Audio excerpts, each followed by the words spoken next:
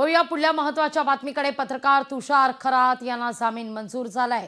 मंत्री जयकुमार गोरे खंडणी प्रकरण आणि बदनामी प्रकरण या प्रकरणी तुषार खरात यांना अटक करण्यात आलेली होती।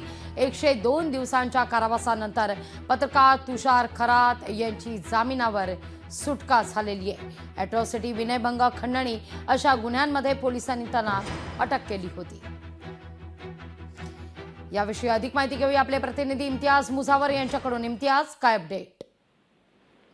नक्कीच लागवी पत्रकार तुषार खरात यांना आज जामीन मंजूर झालेला आहे। जयकुमार गोरे यांच्या बाबतीत बदनामी, त्याचबरोबर खंडणी आणि त्याचबरोबर अॅट्रॉसिटी, विनयभंग, खंडणी अशा वेगवेगळ्या गुन्ह्यांमध्ये वेगवेगळ्या पोलीस ठाण्यामध्ये त्यांच्या विरोधामध्ये गुन्हा दाखल करण्यात आला होता आणि या प्रकरणी ते 102 दिवस त्या कारावासामध्ये त्या ठिकाणी तुरुंगात होते।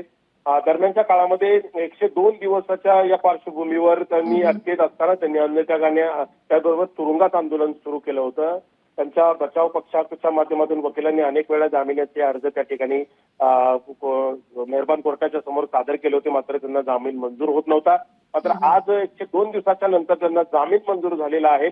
एकंदरीतच वडूज सत्र न्यायालयाने त्यांना आज जामीन मंजूर केल्यानंतर आज नेमकी आता तुषार खरात यांची पुढची भूमिका काय आहे हे देखील आता पाहणं महत्त्वाचं ठरणार आहे।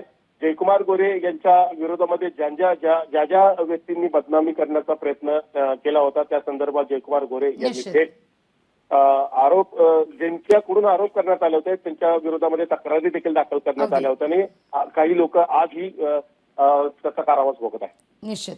इम्तियाज, धन्यवाद तुम्ही दिलेल्या या माहितीकरता। लोकशाही मराठी ऐका, पहा, जागरूक रहा।